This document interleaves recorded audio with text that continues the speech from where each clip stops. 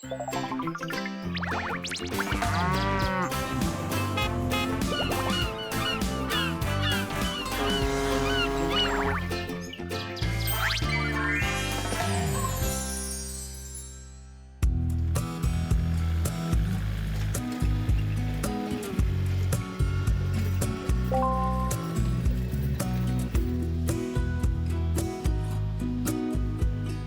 거짓말을 저한테 안 하거든요.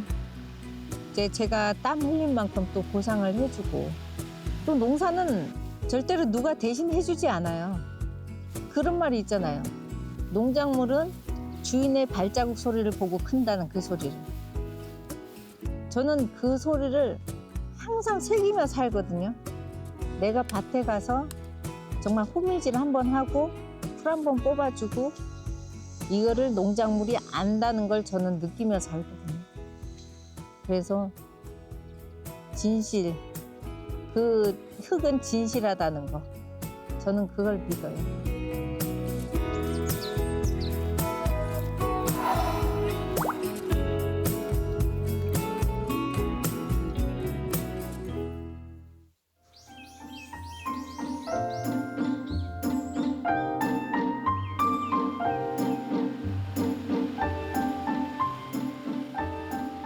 봄볕에 흙이 부풀어 오를 때면 농부의 마음도 설렙니다. 수연 씨도 봄이 오길 오래 기다렸습니다.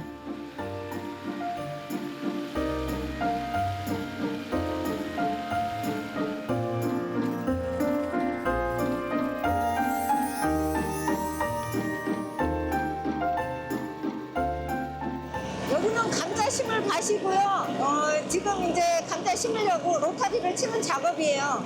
이게 로타리를 쳐서 이제 고랑을 만들고 감자를 심는 작업을 해야 되는데, 이게 제일 첫 단계예요.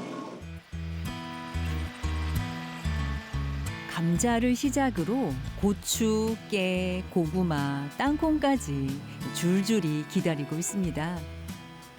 너무 많은 거 아니냐고요? 그래서 농기계를 따로 배웠죠. 남한테 손 벌리기도 싫고 내 밭은 내가 책임져야 한다는 생각에 큰맘 먹고 도전했죠.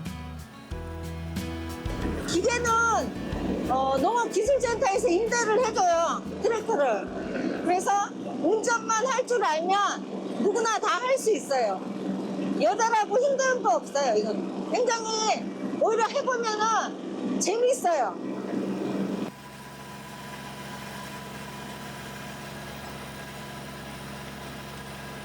큰일 났다. 큰일 났다. 큰일 났다.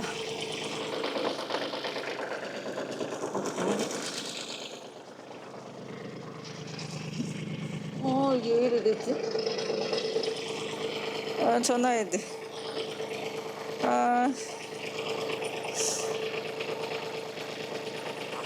남직기 박대기가? 네, 안녕하세요. 저 박수연이에요. 어제 트랙터 28마력 가져온 박수연인데, 네, 기계가 트랙터 뒤에 날이 있잖아요. 네. 날이 이게 올라가는 게 뭐 부러졌어요. 저기 나 그 한쪽이 납땜했는 데가 떨어졌네. 혹시 네. 제가 이 번호로 문자 하나 보내드릴 테니까 사진 좀 한번 찍어서 보내주시겠어요? 네, 그럴게요. 이 번호로 문자 보내면 되죠? 네, 예.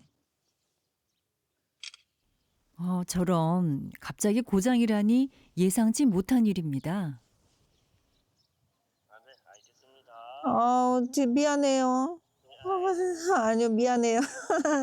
네. 여기 조금만 하면 되는데 지금 걱정이네. 이거를 그냥 돌려도 되나? 그냥 한쪽으로 빼놓고 갈리기로 해야 돼. 갈리기로. 갈리기 돌려야 돼. 참.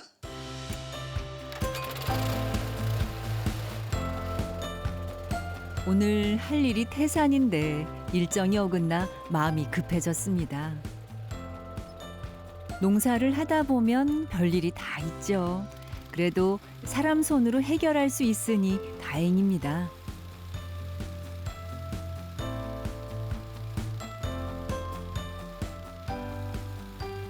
남자들도 힘에 부치는 일인데 혼자 척척 해내는 걸 보면 수연 씨는 천생 농부 체질입니다. 누가 지려면 이런 걸 할 줄 알아야 돼요. 근데 누가 대신 해주지도 않으니까. 뭐도 하실 수 있어요? 트랙터도 할 줄 알고, 이거 하고, 뭐, 전기도 할 줄 알고. 조심.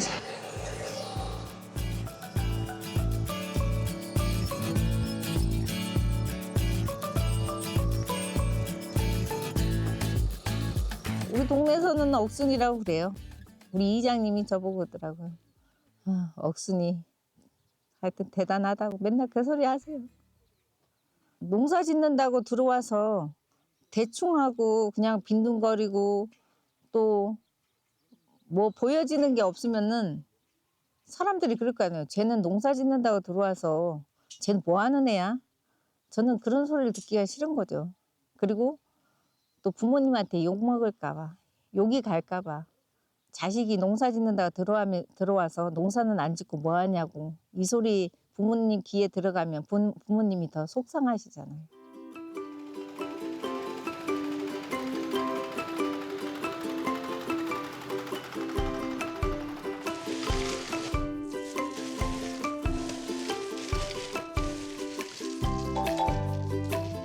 조금 쉬어가나 했더니 누가 억순이 아니랄까봐 또 일거리를 찾아냅니다.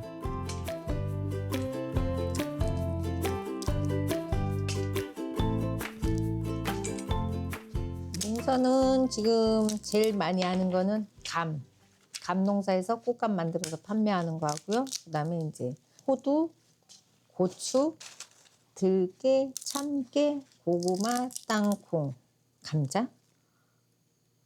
또 뭐 하지? 농산물을 만들어 놨잖아요. 이게 판로가 없어요. 그렇게 되면은 농산물을 버리거나 아니면 다 나눠주는 그런 경우가 생기잖아요. 그럼 돈을 또 못 벌어요. 그러면 그 다음에 농사를 질 수가 없어요. 그래서 제가 생각한 게 뭐냐면은 먼저 농사를 시작하면서 제일 먼저 한 게 고객을 만들자. 도시의 아파트 장터에 내다 팔아보기도 하고 인터넷 판매도 시작했습니다. 덕분에 단골이 늘었습니다.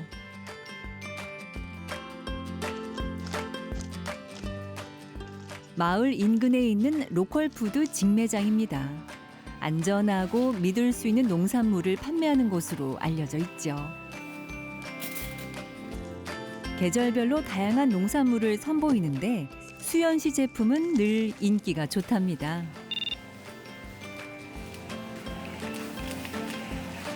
말랭이가 다 판매되고 없어요. 다 나가고 없는데 고객들이 또 맛있어서 이렇게 자꾸 재구매를 해주시니까 너무 좋아요. 기분 좋아요. 생산자 이름만 보고도 믿고 살 정도라고 하니 양심에 양심을 더해 준비해야 합니다.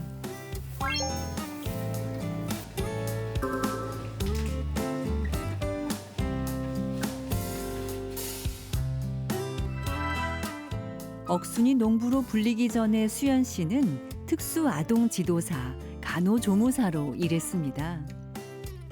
10여 년 전까지만 해도 주말 농장식으로 대전과 영동을 오가며 일하다가 6년 전 아이에 귀농을 했습니다. 도시보단 농촌의 산과 들에 있을 때 자신이 더 행복하다는 걸 알았기 때문이죠. 하루를 이틀처럼 쓰는 수연 씨가 아침부터 서두릅니다. 본격적인 농사철이 되면서 찾는 이들이 부쩍 늘었거든요. 초보 농부들에게 친절한 농사 선배로 소문난 수연 씨. 도움이 필요한 곳이면 어디든 달려갑니다. 저는 그래요. 농사가 저는 제가 우선 좋아하는 거니까 제가 하는 거고 어쨌든 그냥 많은 사람들이 들어와서 같이 어울려서 더불어서 살았으면 좋겠어요. 제 그냥 희망이에요. 이거는.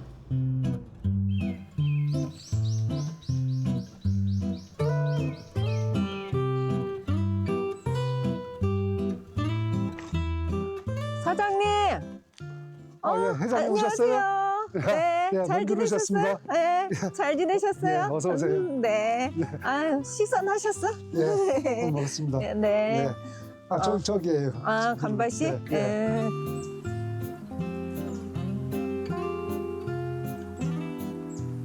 농사 잘 지시는데 뭐가 그래 답답하셔가지고. 아니 나무를 심어놓는다는데 커서 병충해도 그러고 지금 전지를 해야 되는데 네. 어떻게 해야 될지를 몰라가지고 아, 회장님한테 좀 도움을 청한 거죠. 가지를 뭘 잘라야 될지 몰라서. 네. 감나무는 상부우세라고 하늘로 네. 크는 성질이 있어요. 네. 이게 그냥 놔두면은 무조건 하늘로 크거든요. 네. 그러면 얘를 전지를 할 때는 칼날을 방향을 요렇게 잡아주시는 거예요. 그렇게 되면 이 가지에서는 눈이 안 나오고 이 네. 가지에서는 눈이 나온다는 거예요. 여기 옆에서, 여기 아, 옆에서, 네. 양옆에서 이렇게 오래 가지가 나오잖아요. 네. 그러면 여기서 골라서 내년에 결가지를 만드는 거예요. 그러니까 아. 결가지라는 건 뭐냐면 감이 달리는 가지예요. 네. 얘가 작년에 1차 부모님 뒤를 이어 오랫동안 감 농사를 하다 보니 감에 대해선 누구보다 잘 압니다. 무작정 내려와서 이제 농사를 짓겠다고 나무를 심고 하곤 했는데 하나 두 가지가 걸리는 게 아니고 모든 게 다 힘들더라고요. 그래가지고서는 항상 어려울 적에는 회장님한테 잠을 구하고 그리고 또 바로바로 오셔가지고 또 많이 도와주시고 그러기 때문에 지금도 어렵지만서도 많은 도움을 받고 있습니다.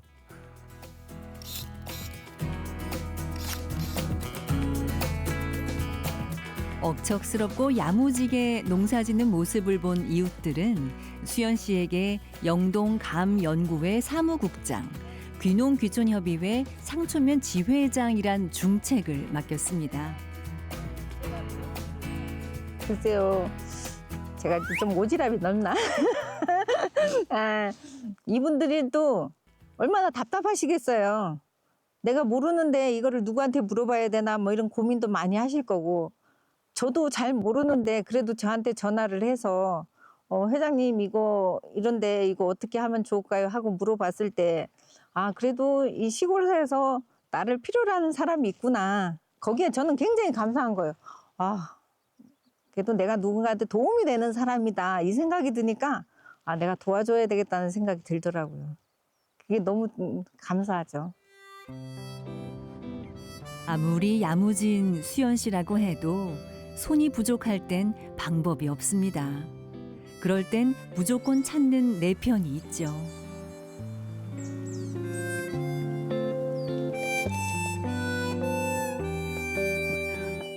떡돌아, 우리 떡돌이 잘 있었어? 아이, 어냐?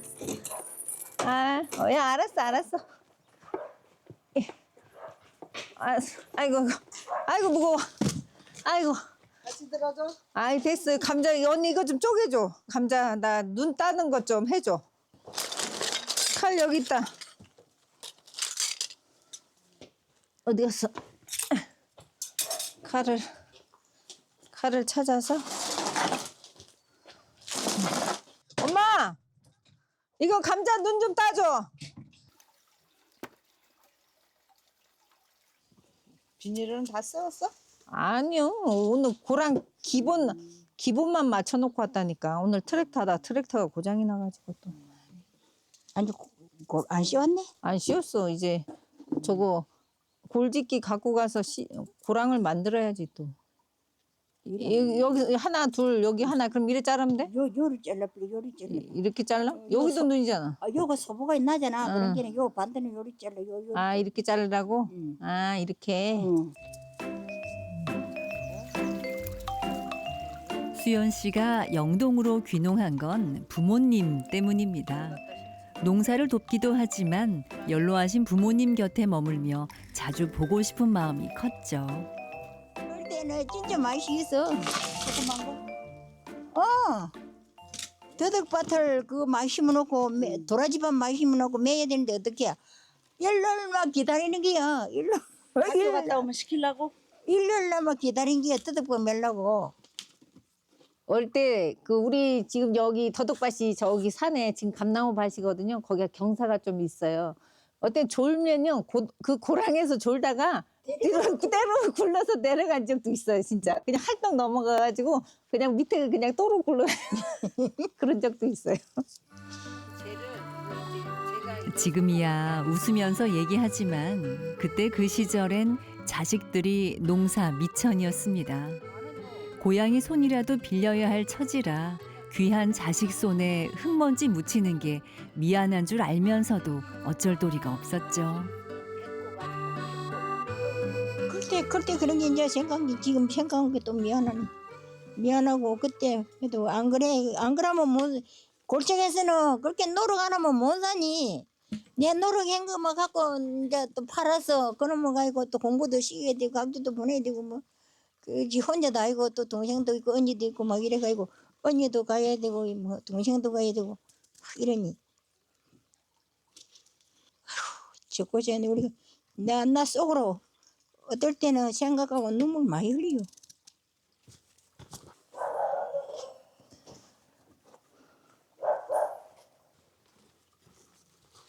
물론 제가 뭐 옆에서 아무리 해드린다고 해도 부모님이 저한테 한 만큼보다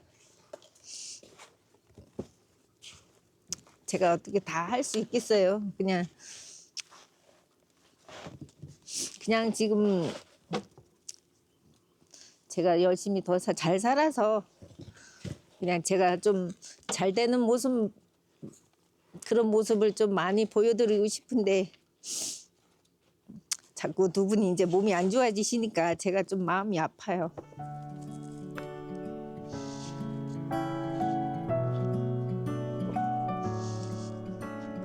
고사리 손으로 일을 돕던 어린 딸이 언제 이렇게 커서 제 몫의 몇 배를 해내다니 이보다 더한 효도가 있을까요? 수연 씨 이미 충분히 잘하고 잘 살고 있습니다.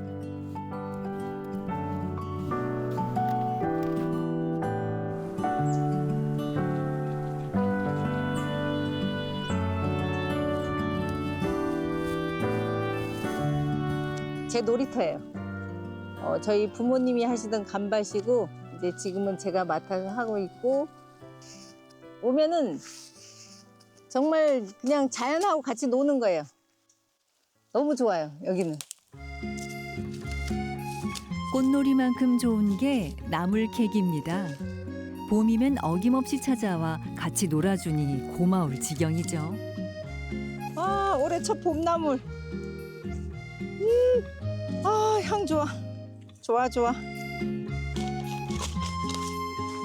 달래도 잔뜩이네요. 양손 가득 보물을 캐는 기분. 그야말로 봄에 누리는 호사입니다. 봄의 보약이에요, 보약. 겨울을 보내고 봄에 땅에서 올라오는 이게 우리 몸에는 제일 보약이에요. 너무 좋아. 아, 오늘 밥상이 아주 푸짐하겠어요.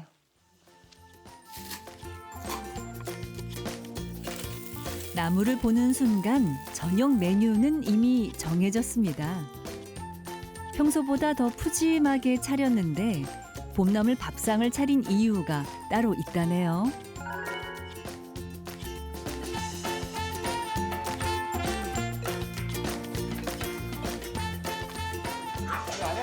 아, 네, 회장님. 좀 일찍 왔습니다. 아, 네, 어서 오세요. 먼 길 오셨습니다. 오늘은 수연 씨가 지회장으로 있는 상촌의 귀농귀촌협의회 회원들의 모임이 있는 날입니다. 요거 2010년도 담은 송이죠. 제가 한 잔씩 드릴게요. 오늘 한번 맛보세요. 네. 귀한 분들과 즐기려고 아껴둔 담금주까지 꺼냈습니다. 귀농귀촌 회원님들을 제가 모시고 올해는 꾸준하게 제가 모임을 가져서 우리 회원님들과 교류를 하도록 하겠습니다. 네, 오늘 찾아주셔서 감사합니다.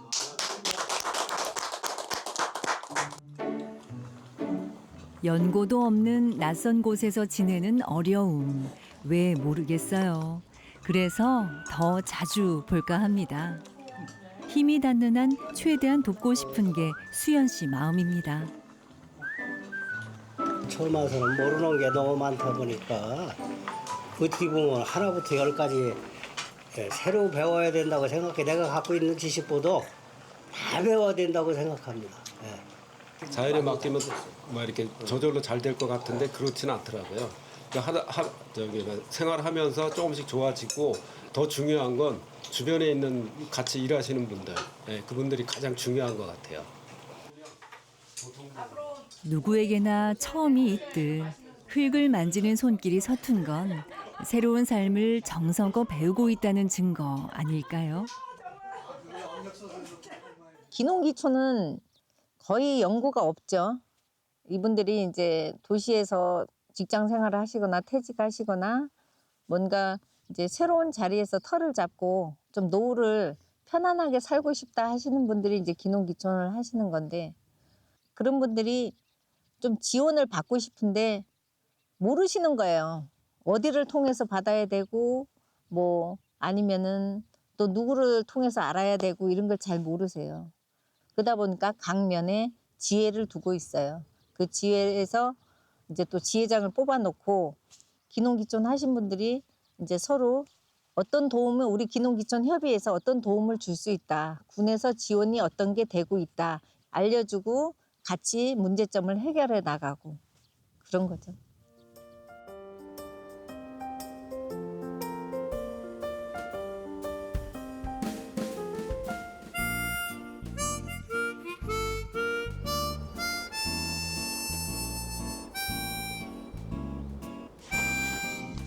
저쪽으로 가요. 저쪽으로. 이쪽부터 심어요. 기계 때문에 말썽이던 감자밭. 말끔하게 정리하고 드디어 감자를 심습니다. 고맙게도 귀농귀촌한 이웃들이 일손을 거둡니다. 근데 오히려 이 기농기촌 하신 분들을 이렇게 같이 연결을 해서 하다 보면요, 인력이 해결될 수도 있어요. 인력 문제가 정말 해결돼요. 근데 저는 이분들한테 굉장히 많은 도움을 제가 받고 있어요, 오히려. 100일 정도 기다리면 알이 굵고 포슬포슬한 감자를 만날 수 있겠죠. 최선을 다했으니 이제부터는 흙의 시간이고 바람과 하늘의 몫입니다.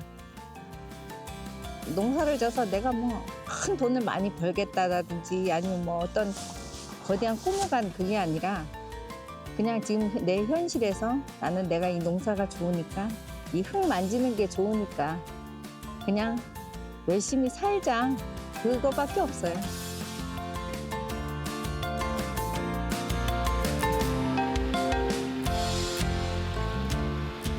산과 들이라는 놀이터에서 흙을 만지고 땀 흘리는 순간이 가장 행복하다는 수연 씨. 농사에 이보다 더 진심인 농부가 또 있을까요? 억순이 수연 씨의 봄날은 오늘도 대지 위에서 단단하고 야무지게 연그러 갑니다.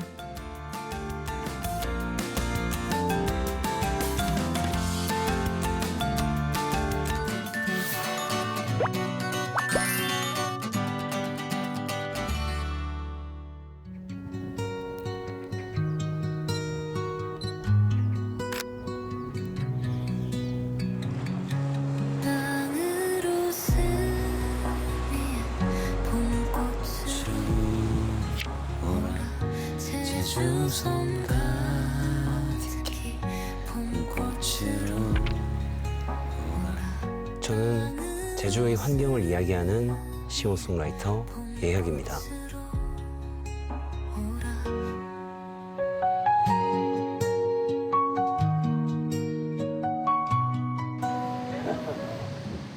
제주의 맨 동쪽. 자, 그러면은 일단 우리가 이쪽으로 탐방이 시작됐는데요. 아무튼 오늘 예혁 씨는 제주에서 4년째 환경 해설사로 활동하고 있습니다. 오늘 성산일출봉 탐방을 진행하게 된 초록길벗 자연환경해설사 예혁이라고 합니다. 반갑습니다. 네. 근데 오늘은 미세먼지도 나쁘지 토박이와 않고, 이주민, 여행객들이 골고루 참여하는데요. 오늘은 좀 특별하게 이렇게 시집, 그리운 바다 성산포 이 시집을 들고 여행하는 프로그램을 오늘 진행을 할 건데요. 오늘은 특별히 시집을 들고 성산 일출봉에 오른답니다. 화산섬 제주의 보물. 성산 일출봉은 빼어난 경관과 지질학적 가치를 인정받아 2007년 유네스코 세계자연유산으로 등재됐습니다.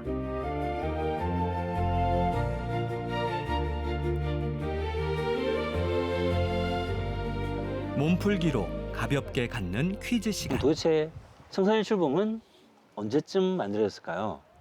제가 알기로 좀 짧은 편인데. 맞습니다. 대충 어느 정도일까요? 5,000년. 정답! 정답입니다. 와, 큰 박수를. 6,700년 전에 두 번의 폭발이 있었어요. 그래서 그 6,700년 전에 해저에서의 두 번의 폭발 중에서 첫 번째 폭발이 지금 우리가 보고 있는 성산일출봉의 제일 기단 부분을 만들고, 이 두 번째 폭발이 지금 성산일출봉의 중간 부분을 만들고, 그런 다음에 화구가 이동해서 지금 이 성산일출봉 모습의 가운데 부분에서 마지막 폭발을 하게 됩니다. 그게 5,000년 전이에요. 경이로운 유산을 직접 눈으로 확인해 볼 차례입니다. 중턱에 이르면 독특한 모양의 커다란 바위가 시선을 사로잡는데요. 등경돌에도 여기도 이제 스토리가 있는데, 설문대 할망을 들어보셨을 거예요. 설문대 할망이 바다에서 흙을 퍼서 한라산을 만들었다, 뭐 이런 이야기들은 아마들 많이 들어보셨을 거예요. 이 설문대 할망이 되게 친환경적인 분이었거든요. 왜냐면은 옷이 한 벌밖에 없어요. 밤에는 그 옷의 헤어진 부분을 바느질을 해야 되겠죠. 그래서 바느질 할 때 등불을 등경돌 위에다가 세워놓고 바느질을 했다라는 그런 이야기가 나오는 바위인 거죠. 김통정 장군이라는 삼별초의 장군 이야기도 있는데, 그거는 여기 돌아가가지고 뒤편에서 한번 설명을 드릴게요. 바라보는 방향에 따라 다른 얼굴을 보여줍니다. 자, 여기서는 군사들을 호령하는 그런 돌이 바로 여기다, 뭐 이런 이야기가 있어요. 여기 위에 올라가가지고 올라갈 때 여기를, 지금 여기 파여 있는 부분을 김통정의 발자국이라고, 김통정 장군을 약간 신적 인간으로 생각을 하는 거죠. 거기서는 그냥 단순하게 뭐 여기는 뭐가 있네, 백과사전 보면 다 나와 있는 그런 거 말고 좀 더 이야기될 수 있는 것들, 사람들끼리 밥 먹으면서 친구들이랑 재미있게 대화 나눌 수 있는 그런 소재들을 자연에서 얻는다면은 이 제주도의 좀 더 매력을 깊이 있게 이해할 수 있고, 그게 결국에는 이 제주도나 혹은 우리 이 자연 전체에 대한 환경 보호 의식으로까지도 연결될 수 있다고 생각을 하거든요. 꽤나 가파른 오르막길이 이어지는데요. 드디어 정상입니다.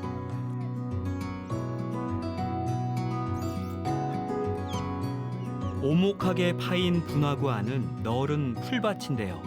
과거엔 이곳에 소들을 풀어 길렀답니다.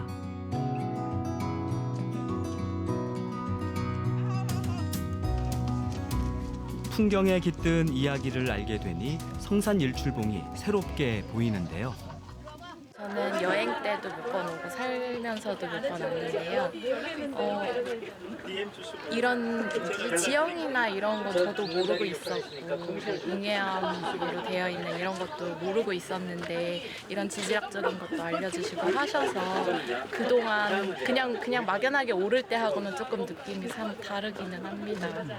저는 이제 트레일러닝이라고 이렇게 산길 달리는 걸 좋아해서 예전에 여기 일출봉 5바퀴 돌기도 하고 그래서 일출봉에는 자주 왔었어요. 근데 이렇게 오늘 곳곳에 있으면서 시를 읽고 성산포라든지 그 일출봉과 관련된 얘기를 들으면서 천천히 하게 된 거는 그런 거 있잖아요. 천천히 걸어가야만 또 자세히 볼 수 있다. 뭐 그런 걸 좀 더 느끼는 시간이 오늘 되지 않았나 이렇게 생각이 듭니다.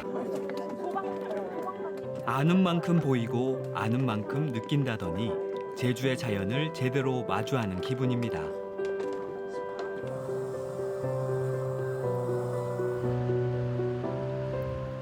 성산 일출봉이 바라다 보이는 해안가에 특별한 공간이 자리하고 있는데요.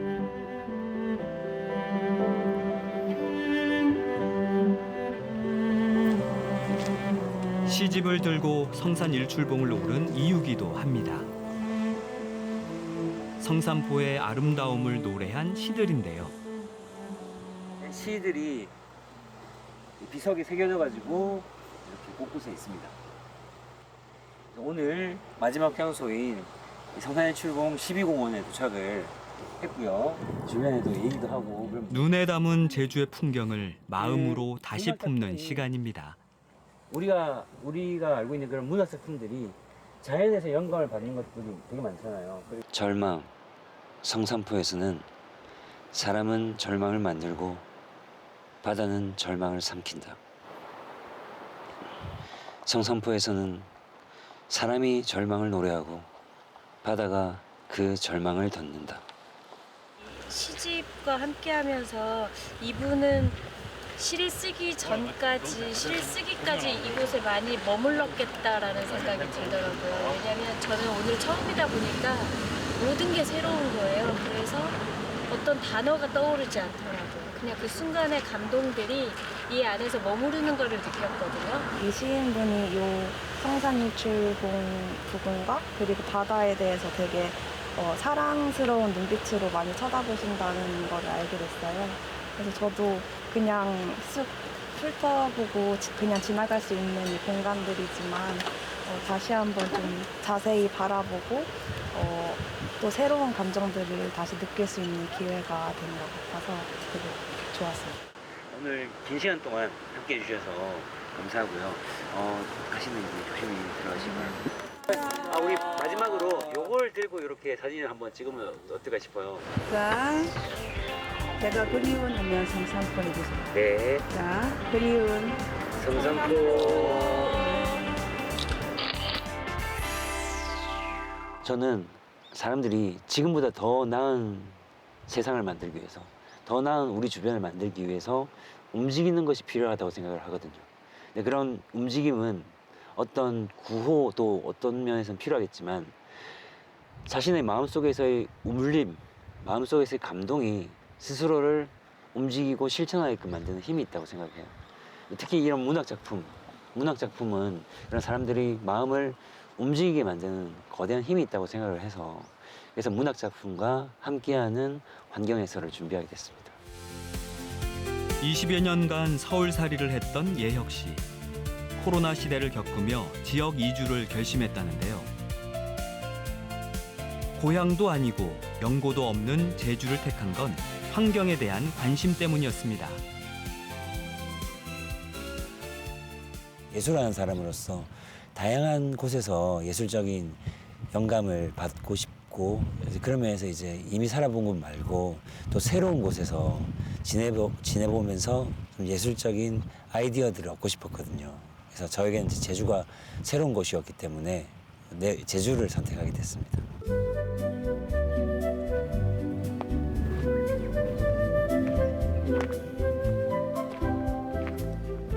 예혁 씨는 운전을 하지 않는데요. 보통 대중교통을 이용하지만 제주에 오고 나서 걷는 시간이 크게 늘었답니다. 제주를 좀 더 깊이 느끼고 싶어서 운전을 안 하고 있어요. 바람도 느낄 수 있고, 그리고 좀 더 많은 색감들, 많은 움직임들을 훨씬 더 세세하게 천천히 느끼고, 그러면서 또 좀 더 깊이 생각해 볼 수 있는 시간이 있는 것 같아요. 동네에서 매일 지나다니는 곳. 4.3 당시 폐허가 된 마을터입니다.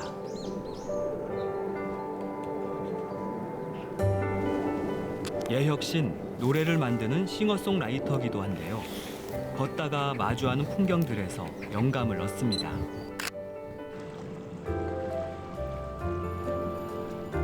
오랫동안 간직해온 꿈을 제주에 와서 본격적으로 펼치고 있죠.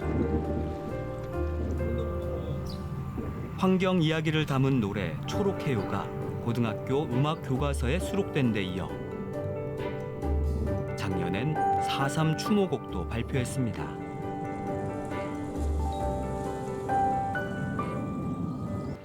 땅으로 스미어 봄꽃으로 오라 제주섬 가득히 꽃으로 오라 땅으로 스미어 꽃으로.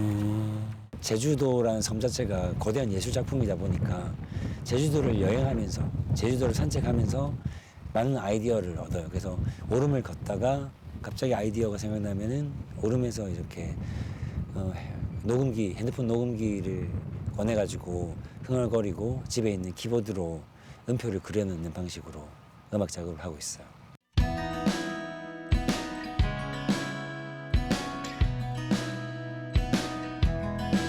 잿빛 하늘 망가진 숲 썩은 바다 그 안에 너와 나 그리고 죽어가는 생명들 초록해요 초록해요 시간이 별로 없어요 초록해요 초록해요 함께.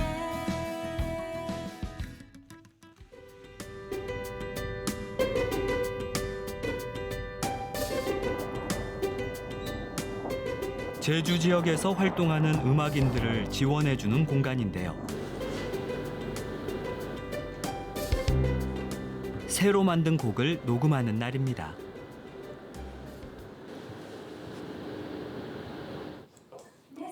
이번 노래엔 보컬이 따로 있다는데요.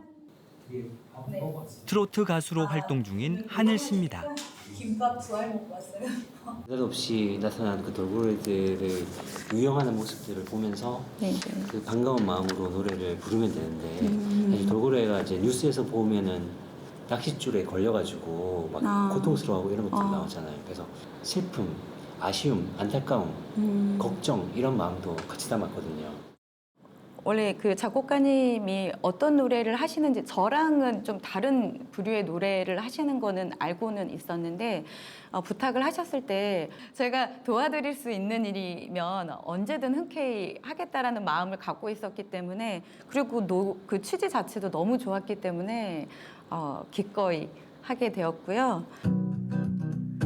돌고래는 하늘을 날아 돌고래 드디어 녹음이 시작됐는데요. 가수의 역량을 끌어올리는 건 디렉터의 목. 돌고래는 노래가 되지 평화가 파도치는 바다에 해초가 춤을 추는 바다에. 여기 음표에 있는 것보다 조금 더 살짝 느려서 부른다라는 느낌으로 해주면 좋을 것 같아요. 이런 식으로. 머지않아 노래로 만나게 될 돌고래 이야기가 무척 기대됩니다. 파도치는 바다에 해초가 춤을 추는 바다에 짙은 저연한 저 바다에 함께 부르는 노래가 되지. 돌고래가 제주도와 매우 친숙한, 제주도와 뗄래야 뗄 수 없는 그런 동물이잖아요. 그런데 아쉽게도 돌고래들이 살 수 있는 환경이 지금 위협받고 있는 중이죠. 이 돌고래가 살기 어려운 환경은 사실은 사람들도 살기 어려운 환경이기도 하죠. 그래서 돌고래의 보전, 돌고래의 환경 보전은 곧 사람도 함께 웃을 수 있는 바다를 보전하는 일이라고 생각해요.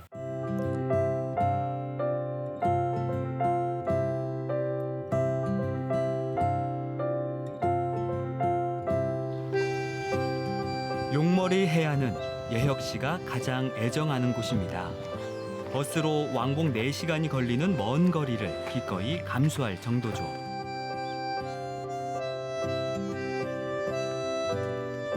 그런데 정작 용머리 해안을 보려면 날씨 운이 따라야 합니다. 매일 기상 상황에 따라 출입 여부가 결정나는데요. 바닷물이 밀려 들어오는 시간에도 출입이 통제됩니다.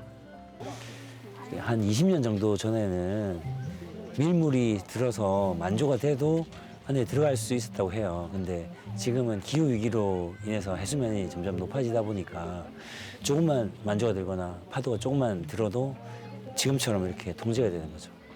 그래서 원래는 만조여도 상관이 없었던 게 기후위기로 인해서 이렇게 못 들어가게 되는 거니까. 용머리 해안을 그래서 기후위기 1번지라고 부르거든요. 다행히 물이 빠진 오후엔 들어갈 수 있었는데요. 한국의 그랜드 캐니언, 용머리 해안입니다.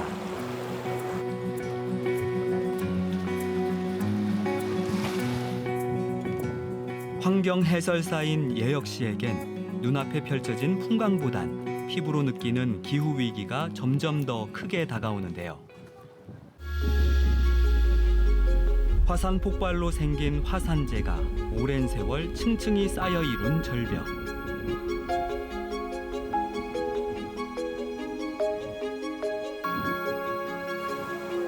파도와 바람에 깎여 기이하고 유려한 형상을 만들어냈습니다.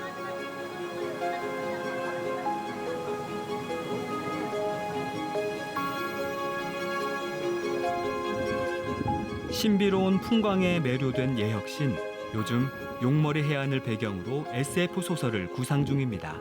용머리 해안은 제주도가 형성되던 초기에 생성된 화산체거든요. 그래서 많이들 제주도에서 가장 오래된 화산체다라고 이야기하는 곳입니다. 용머리 해안이 좀 특별한 이유 중에 하나는 이 아름다운 지형이 화산이 폭발한 지 약 일주일 정도 만에 이 거대한 화산체가 만들었다고 해요. 근데 그 이후에 지금까지 약 100만 년의 시간 동안 파도에 깎이고 바람에 깎이고 그리고 빗물에 깎여가지고 이렇게 거대한 살아있는 예술 작품을 만들게 되었습니다. 용머리 해안 같은 경우에는 다른 나라에 온 듯한 느낌 혹은 다른 행성에 온 듯한 느낌이 들어요. 그래서 이곳은 어떤 곳일까 신비한 느낌 그래서 그런 매력들이 되게 다양한 영감들을 줄 수 있는 곳이죠. 그래서 그런 매력 때문에 좋아하게 됐습니다.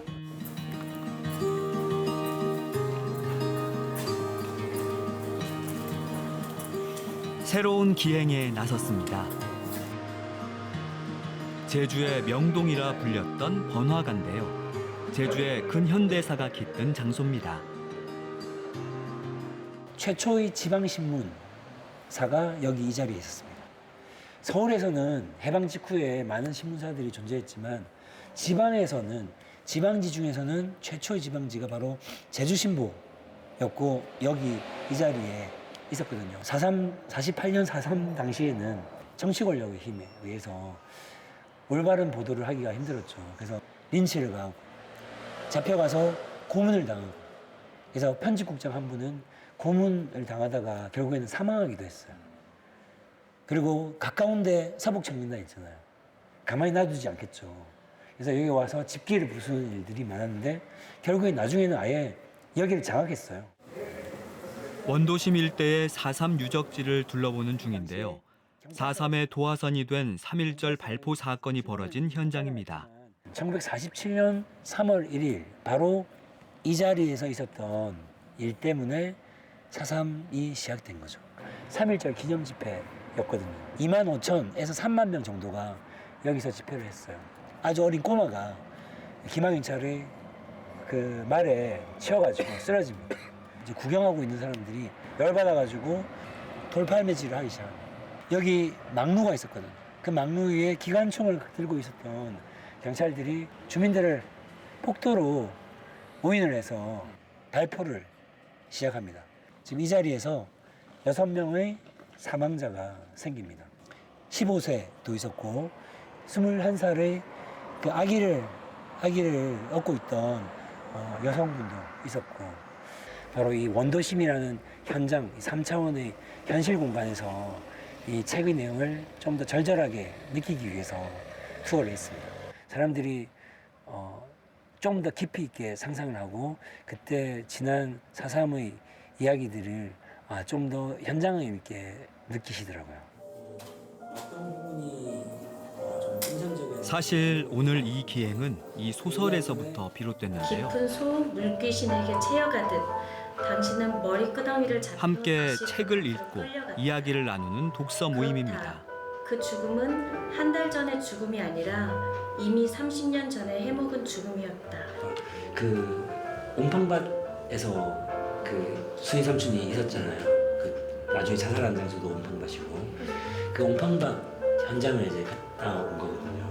엄마의 마음으로 이 순이 삼촌을 보게 되더라고요. 너무 가슴이 너무너무 아파가지고 전 세계 역사를 통틀어서도 이렇게 어느 한 곳에 집중적으로 학살을 한 그런 역사를 탐방을 하면서 2시간이라는 시간 동안 그런 배움을 했다는 게 저는 사실 이것 또한 4.3 사건을 우리가 기억을 하는 일종의 방식이라고 생각을 해서 이런 자리가 저한테는 너무 좋았던 것 같습니다. 되게 뜻깊고 제주의 자연과 이야기를 노래하는 예협.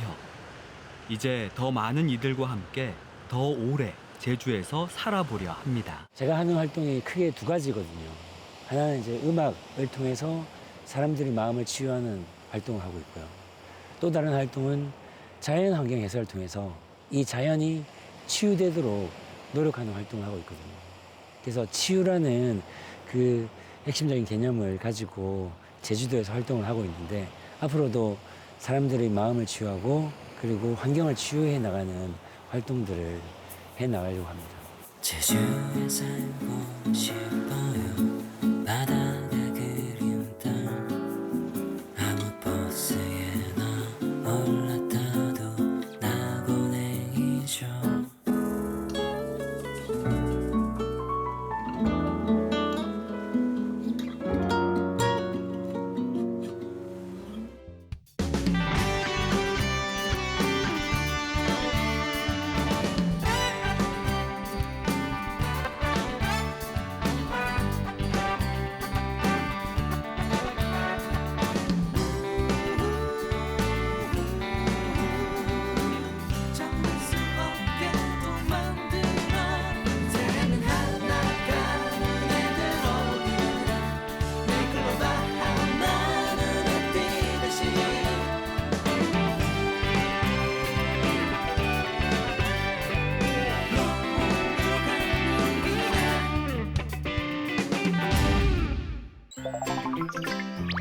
Thank you.